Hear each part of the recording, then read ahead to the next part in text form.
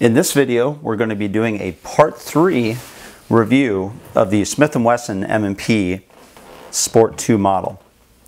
Now, for those of you who've watched my channel before, you'll know that in the previous 2 reviews, the first review we actually went through all the features of the Smith & Wesson M&P Sport II model. Second one, we went through the accuracy that I received out of the rifle with a 3x9 optic system as well as the stock trigger. So a lot of the feedback I received afterwards was, hey Trigger, why don't you try different ammunition or, try better optics or things like that. So I did. In fact, I went out and I did some shooting, and I did some comparison shooting as well to see just how good is the upper in particular of the Sport II model compared to, for example, other models that are out there today. So to begin with, just to back up, some of the changes I did for this review, I've now added the Vortex 4x12 Diamondback scope on a Wilson Combat quick release mount.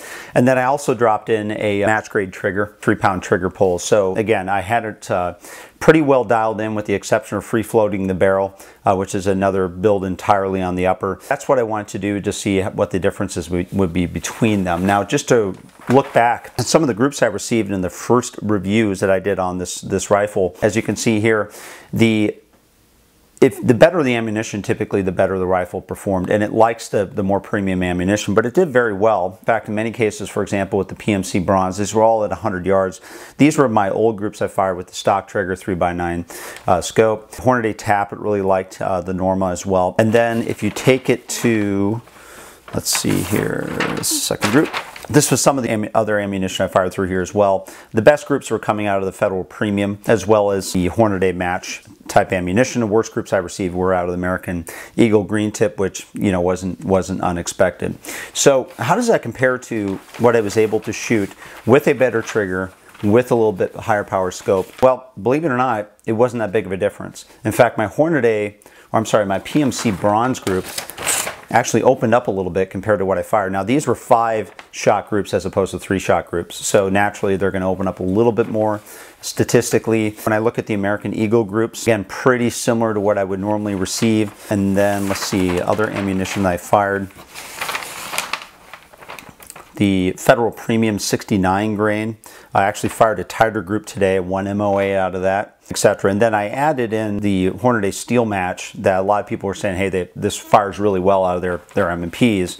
I added this into the mix as well today and fired about a 2 MOA out of the rifle at 100 yards. There was a little bit of wind today, so I'm factoring that in, as well as the fact that these are 3-shot groups as opposed to 5-shot groups. But again, there's just really not that much difference, not that much separation between what I was receiving out of the 3x9 scope, stock trigger, and the 4x12 group with a match grade trigger, which tells you what I was talking about earlier in the first view, which is I really like the stock trigger in this AR-15, and normally I don't like the stock triggers in most AR-15s. I usually end up changing them out. In this case, I actually really like this one.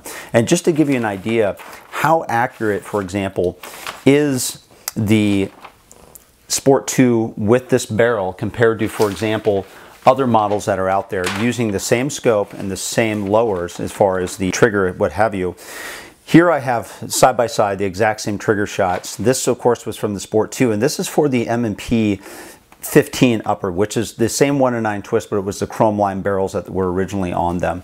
And as you can see from an accuracy perspective, it's actually very similar. In fact, it's shot almost the same types of groups from the original M&P 15 models that came out that preceded the Sport II to what you see today with the Sport II. And then take that a step further to the Colt 6920. Now, this is a 1-7 twist chrome line barrel, but then you can see the comparisons here where the Sport II actually fired a little bit tighter groups with the good ammunition than what I had received from the Colt 6920. So again, there's very little, if any, difference between the quality and performance that I'm receiving and seeing out of the M&P Sport II rifle that I am receiving out of the more expensive models, the Colt 6920 as well as the Wesson M&P 15, both of which had chrome line barrels. This one has the armorite finish. So just wanted to circle back on that one and show everybody the results I had. What are some of the big takeaways I have out of this? Well, first thing, as I alluded to earlier in the previous reviews, this rifle likes good ammunition. If you fire good ammunition out of this, it will fire well. Second thing is the overall value of this rifle is excellent in the market today. You'll be very hard pressed to find another AR-15 out there that you can take out of the box without having to change anything on it and being able to fire it as accurate as you can. And then the third thing is, look at the value of what I'm receiving as far as accuracy is concerned out of rifles that cost many times, in many cases, hundreds of dollars more for a very similar build. And then you have to ask yourself, where's the quality difference between, you know, an $800 to $1,000 AR-15, and I'm getting the same type of accuracy and performance and reliability now out of the M&P Sport II model as well. So once again, excellent rifle. Those of you who own one of these, you know what I'm talking about. These are really, arguably, some of the best value in the market today. For those of you who don't own one, it's hard to not buy one of these. It just, for the value of what's there, for the performance, the accuracy, reliability, everything I'm receiving out of this rifle compared to all the other AR-15s that I shoot and review, I really have a hard time finding one that really, dollar for dollar, provides the value that we're getting today out of the M&P Sport II model. I know there's others out there. I know there will be some that disagree. That's why we have the comments section.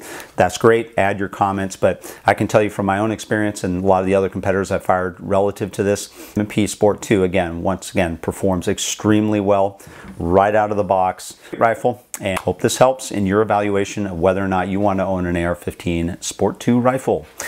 If you like this video or like our channel, please like us on YouTube, and thanks for watching.